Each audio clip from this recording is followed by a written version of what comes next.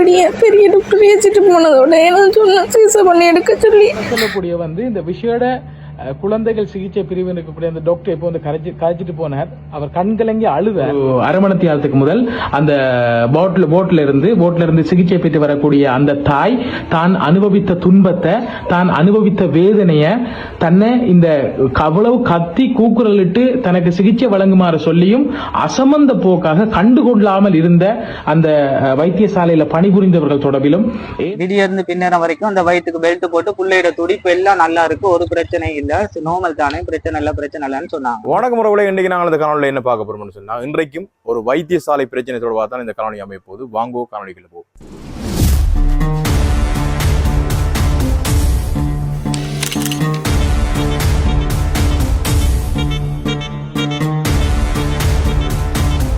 தொடர்ச்சியாக ஆங்காங்கே பல வைத்தியசாலைகளில் பிரச்சனைகள் தொடர்பான பல செய்திகள் ஆங்காங்கே வந்து கொண்டுதான் இருக்குது. மன்னார் வைத்தியசாலையில 2 கிழமைக்கு முதல் 27 வயது பெண் இறந்தது எப்படின்னு சொன்னா, அங்கே இருக்கிற வைத்தியசாலை வேலை செய்யக்கூடிய கவனக்குறைவாளர் இறந்து போனது எல்லாரும் அறிஞ்சிருப்பேன். ஆனால் என்னுடைய சனல்ல தொடர்பான காணொலியில பதிவு செய்திருக்கிறேன். பல ஊடகங்கள்ல வந்திருக்குது. அதால என்ன நடந்ததெல்லாம் எல்லாருக்குமே தெரியும். அதே போல ஒரு வைத்தியசாலையினுடைய கவனக்குறைவா அந்த வார நோயாளிகளை கவனிக்கால இன்னொரு சிசு ஒன்று இறந்து போயிருக்குங்கன்னு சொன்னா வவுனியால. அந்த வவுனியால ஒரு சிசு மரணம் ஏற்பட்டிருக்குது. நேற்றைய பொழுதுலேருந்து அந்த செய்திகள் பல ஊடகங்களில் வந்திருக்கு. அது ஒரு தனிநபர் தன்னுடைய சமூக வலைத்தளங்களில் அங்கே நான் நேர போய் காணொலியெல்லாம் எடுத்து பதிவு செய்திருந்தவர். அது தந்தையிடையும் சரி தாயிடையும் சரி அவையிலும் தாங்களே காணொலியில பதிவேற்றிருந்தவியல். அது பல ஊடகங்களை வெளிக்கிடுது. அது தொடர்பான விளக்கங்களை அந்த காணொலியிலேயே நான் முழுமையா பதிவு செய்கிறேன். அப்படியே ஒரு 5 மணிக்கு இவர் எனக்கு கால் பண்ணியிருந்தார். இப்படி ஹாஸ்பிட்டலுக்கு அவசரமா வாங்கன்னு சொல்லி. அப்ப நான் வந்தேன். நான் வர கொஞ்சம் லேட் ஆயிட்டு. இப்ப 6:30 நேரம். என்ன நடந்தது சொல்லுங்க நீங்க. இந்த ஒய்ஃபு பவா கிடைக்க இருக்குன்னா, அதனால 17ஆம் தேதி வாட்டில் அட்மிட் பண்ண சொன்னாங்க. இதான் நீங்க அட்மிட் பண்ண துண்டு? ஓ, அட்மிட் பண்ற காசு இது. அப்போ 19ஆம் தேதி டேட் கொடுத்துருக்காங்க, புள்ள பிறப்பு உண்டு. அப்ப 17ஆம் தேதி வாட்டை கொண்டு சேர்த்துட்டு 18ஆம் தேதி இரவு அவ வயிற்றுல உள்ள அந்த புள்ளை பனிக்கூடம் உடைஞ்சு நீர் கசி வெளிப்பட்டது. அப்ப இவ என்ன செஞ்சிருக்கா, அங்க ஒரு முஸ்லீம் டாக்டர் இருந்திருக்கா, அவட்ட போய் சொல்லி இருக்கவும். அவ என்ன அந்த டாக்டர் சொன்னா அது நல்ல, ஒன்றும் பிரச்சனை இல்லைன்னு சொன்னாங்க. திரும்ப அடுத்த நாள் பார்த்தா பெரிய டாக்டர் வந்திருந்தா. பெரிய டாக்டர் வந்தவர் அது பனிக்கூடம் உடைஞ்சா ஏன் பிள்ளைய பிள்ளைக்கு சீசர் பண்ணி சரி நார்மல் டெலிவரி தான். பெரிய டாக்டர் பார்த்தா ஆற பேசினது அந்த டாக்டர் இல்ல நேசோரால் இருந்தா. அந்த நேசு கிட்ட சொன்னா ஏன் சீசர் பண்ணி எடுத்திருக்கலாம் தானேன்ட்டு அவாவுக்கு கால் பண்ணியும் பேசியிருக்காரு. உங்களுக்கு என்ன தெரியும்? ஒய்ஃப் அவ பக்கத்துல தான் இருந்தா. வைஃப் இதை கேட்டுட்டு இருந்திருக்காங்க. வைஃப் இதை சொல்லியிருக்காங்க. கேட்டுட்டு எனக்கு கால் பண்ணா. நான் அடுத்த நாள் விடியவும் திரும்ப அடுத்த நேத்து போயிட்டு திடீர்னு பின்னேறம் வரைக்கும் அந்த வயிற்றுக்கு பெல்ட் போட்டு புள்ளையோட துடிப்பு எல்லாம் நல்லா இருக்கு, ஒரு பிரச்சனை இல்லை, நோமல் தானே, பிரச்சனை இல்லைன்னு சொன்னாங்க. பின்னேறம் வாட் பார்க்க போற நேரம் 5 மணி இருக்கும். 5 மணிக்கு போற நேரம் அங்க அந்த பிள்ளைய லேபர் ரூமுக்கு கூட்டிட்டு போறோம்னா, சரி கூட்டிட்டு போறோம் நல்லன்ட்டு. இப்ப நானும் வெளியே வெயிட் பண்ணிக்கிருந்தேன்.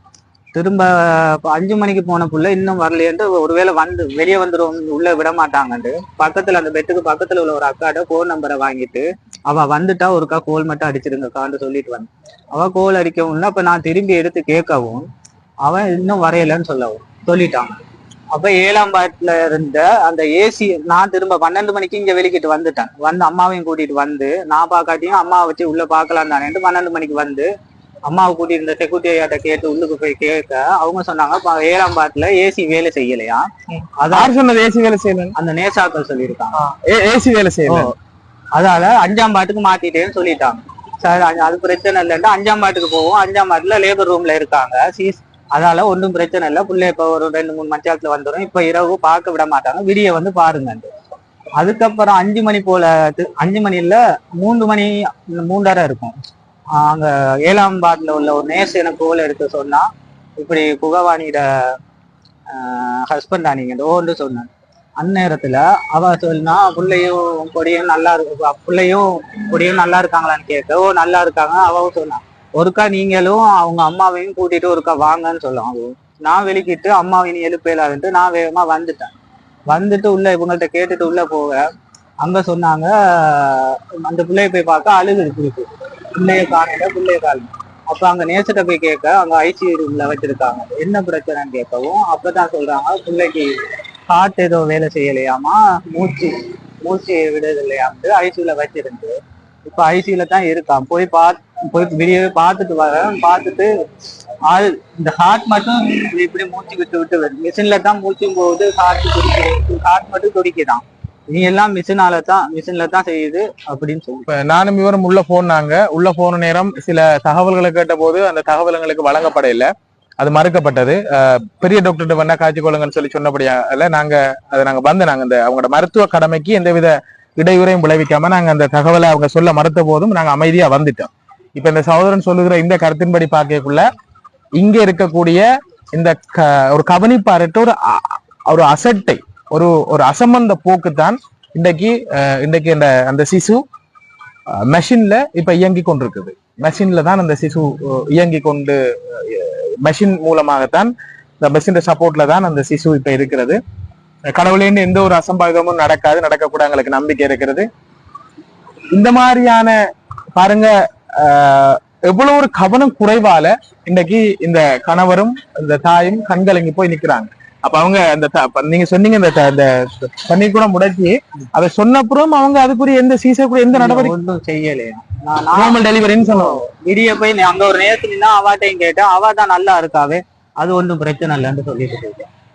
இப்ப இது எல்லாமே உங்களோட வைஃப் இது எல்லாத்தையும் சொல்றதுக்கு தயாரா இருக்க. வைஃப் தான் ஏதாச்சும் செஞ்சு மீடியாவுக்கு சரி சொல்லி அவ்வளவுக்கு நான் சாட்சி சொல்றேன். அவ்வளவு இங்க இருக்கிறவங்க பக்கத்துல இருக்கிறவங்க எல்லாரும் சொல்லுவாங்க என்ன நடந்துச்சுன்னு. சரி, பாப்போம் என்ன நடக்குதுன்னு சொல்லி. இந்த உண்மை நிலவரத்தை உங்களுக்கு நாங்க இந்த வவுனியா வைத்தியசாலைக்கு முன்னால இருந்து நாங்க மக்களுடைய பொதுவழி மக்களுடைய பார்வைக்கு நாங்க கொண்டு வந்திருக்கோம். பெரிய டாக்டர் ஏற்றிட்டு போனதோட என்ன சொன்ன சீசை பண்ணி எடுக்க சொல்லி அப்ப எடுத்திருந்தா கூட இன்னைக்கு பிள்ளை ஆரோக்கியமா இருந்திருக்கும். இப்படி யாருக்கு நடக்க கூடாது.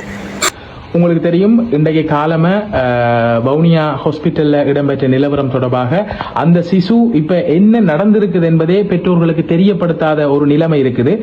இப்ப எனக்கு இப்ப ஒரு அரை மணித்தியாலத்துக்கு முதல் அந்த போட்ல இருந்து சிகிச்சை பெற்று வரக்கூடிய அந்த தாய் தான் அனுபவித்த துன்பத்தை, தான் அனுபவித்த வேதனைய தன்னை இந்த அவ்வளவு கத்தி கூக்குரலிட்டு தனக்கு சிகிச்சை வழங்குமாறு சொல்லியும் அசம்பந்த போக்காக கண்டுகொள்ளாமல் இருந்த அந்த வைத்தியசாலையில பணிபுரிந்தவர்கள் தொடர்பிலும் ஏனைய டாக்டர்ஸ் அங்க தன்னை ட்ரீட் பண்ண விதம் தொடர்பிலும் எனக்கு இந்த வீடியோ அனுப்பி இருக்கிறாங்க.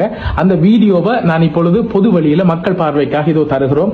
உண்மையிலே பாருங்க, இப்படியான ஒரு வைத்திய முறைகேடால அல்லது வைத்திய சீர்கேட்டால இன்னைக்கு கிட்டத்தட்ட அந்த மெஷின் மூலமாகத்தான் அந்த பிள்ளைய குழந்தையினுடைய இதயம் துடிப்பதாக அறிகிறோம். அதனுடைய உண்மை நிலவரம் எதுவும் மூடி மறைக்கப்பட்டிருக்கிறது.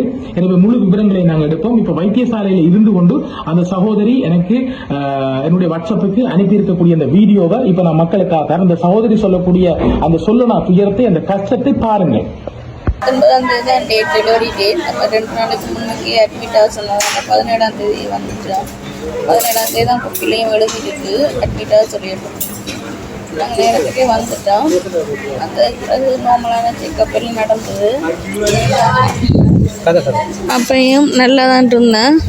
அப்போ 18ஆம் தேதி என்ன செஞ்சாங்கன்னா அப்படியே 3 மணிக்கு டேப்லெட் 9 மணிக்கு டேப்லெட் வச்ச பிறகு 2 ஹவர்ஸுக்கு சாப்பாடு தண்ணி குடிக்கக்கூடாது, ஃபாஸ்டிங் இருக்க விட்டது.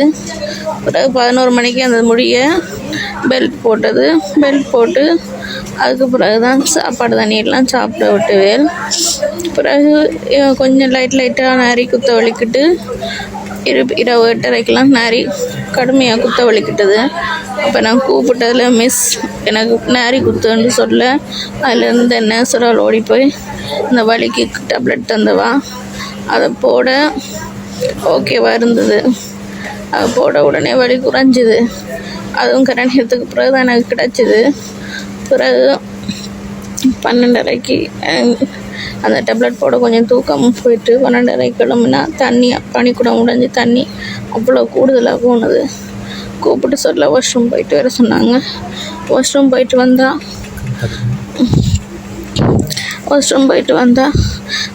வந்தும் திருப்பியும் சரியான மாதிரி தண்ணி போய்கொண்டே இருக்குது. அப்போ பேடை வச்சுட்டு வாங்கண்டவும் அப்புறம் என்ன செஞ்சேன், போய் பேடை வச்சுட்டு வந்தால் பேடுக்கு மேலால் போகுது.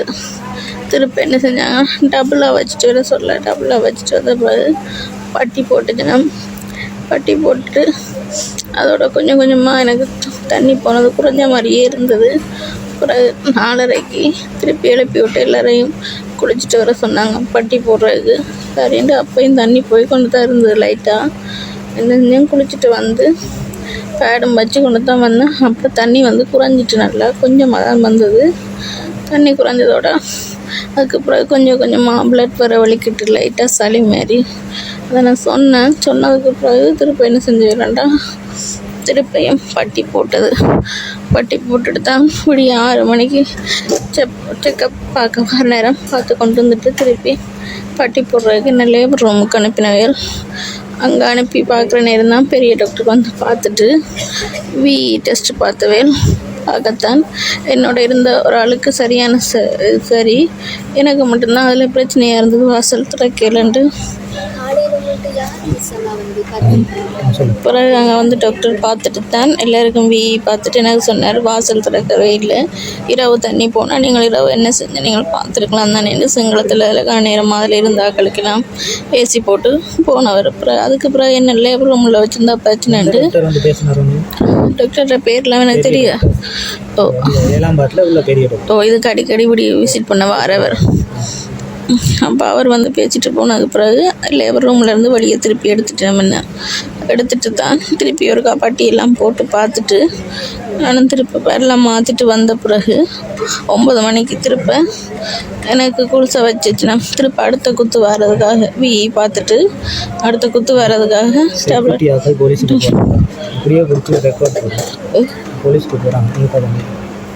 நீ கதை அவங்க போன போட்டு அதுக்கப்புறம் என்ன நடந்துச்சு சும்மா சோட்டா சொல்லு.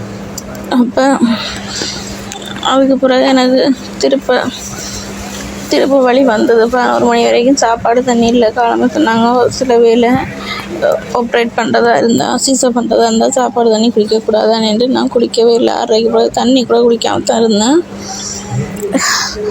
அதுக்கு பிறகு 9 மணிக்கு வச்ச டேப்லெட் எனக்கு திருப்பியும் வலி வந்தது. அதுக்கு பிறகு அந்த வலிக்கு தாங்கிக்கவே இல்லாது முதல் நாள் கொடுத்த மாதிரியே வலிக்கு மருந்து கொடுத்தவங்க குளிசை கொடுத்தது.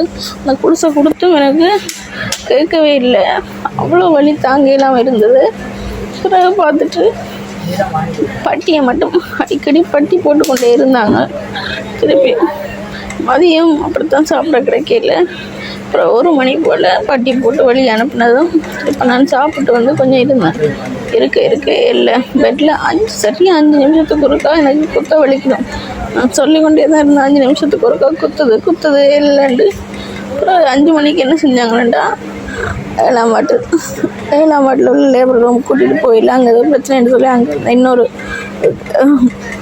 இன்னொரு அம்மாவையும் சேர்த்து கூட்டிக் கொண்டு அங்கே தான் 5ஆம் வார்டுக்கு கூட்டிகிட்டு போனோம். இல்லை எனக்கு அங்கே கொண்டு போகவே எனக்கு சரியான மாதிரி இயலாமல் போயிட்டுது. அங்கே வச்சு என்ன கத்தினேன், எனக்கு தேயிலாமல் இருக்குது, புள்ளியை சரி சேஃபாக எடுக்கணும், கொண்டு போய் சீசப் பண்ணுங்க, பெரிய டாக்டர்கிட்ட கதைங்க மிஸ்ஸாண்டு டியூட்டியில் இருந்தாக்கிட்ட சொல்லி கத்தினேன். அவங்க யாருமே கேட்கல. ஆனால் நேரம் எத்தனை மணி என்று கூட எனக்கு தெரியல, சுயநினைவே இல்லாமல் இருக்கின்ற மாதிரி இருந்தது. அதுக்கு பிறகுதான் அதுக்குள்ளே விசிட் பண்ண வந்து ஒரு டாக்டர் பார்த்துட்டு சீசருக்கு அனுப்ப அவ்வளோ வேகமாக கொண்டு போய் சீசர் பண்ணி எடுத்துக்கொண்டாந்து 2:30க்கு இங்கே விட்டுச்சுன்னா அங்கே இருந்த டாக்டர் சொன்னிச்சுன்னா உள்ளே வெளியே எடுக்க நேரமே துடிப்பு இல்லாமல் போயிட்டு நான் பெரிய டாக்டர் ஏற்றிட்டு போனதோட நான் சொன்னேன் சீசர் பண்ணி எடுக்க சொல்லி. அப்போ எடுத்துருந்தா கூட இன்னைக்கு ஃபுல்லா ஆரோக்கியமாக இருந்திருக்கும். இப்படி யாருக்கு நடக்கக்கூடாது. ஒரு நாள் இவங்க சொல்ற மாதிரி 24 மணிக்கு ஒரு நாள் பார்க்கலாம், ஆனால் 2 நாள் இப்படி பார்த்துருக்க கூடாது. இன்ன வரைக்கும் நான் அந்த பிள்ளைய பார்க்கவே இல்லை. நீங்க வேணும்னா கிளினிக்கோப்பியல் எடுத்து பாருங்க.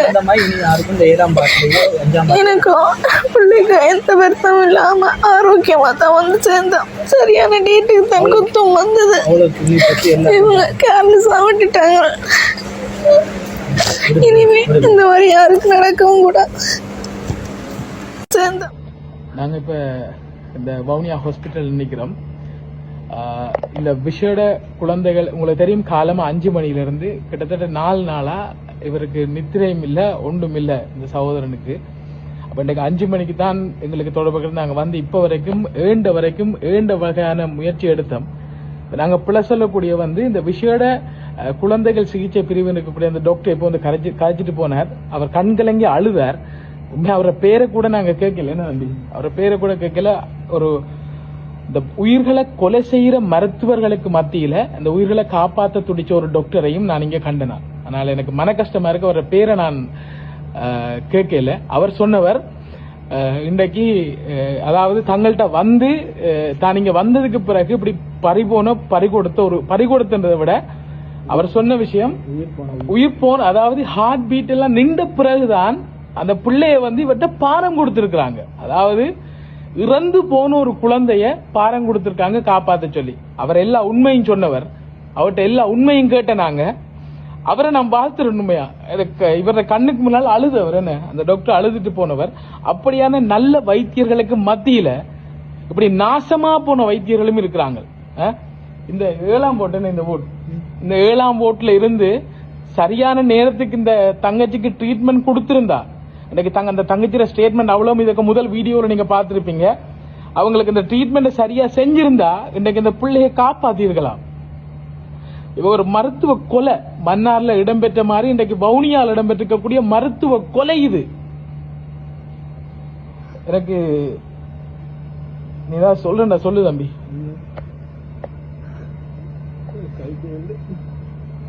சாரி, இது எனக்கு இன்னைக்கு இந்த பிள்ளை வந்து கொல்லப்பட்டதுக்கான சகல காரணங்களும் இதற்கு முதல் வீடியோவில் அந்த தங்கச்சி ஹாஸ்பிட்டல்ல இருந்து தந்தவர். இன்னைக்கு இப்ப டைம் 1 மணி கடந்துட்டு அந்த பிள்ளையை கொண்டுட்டாங்க.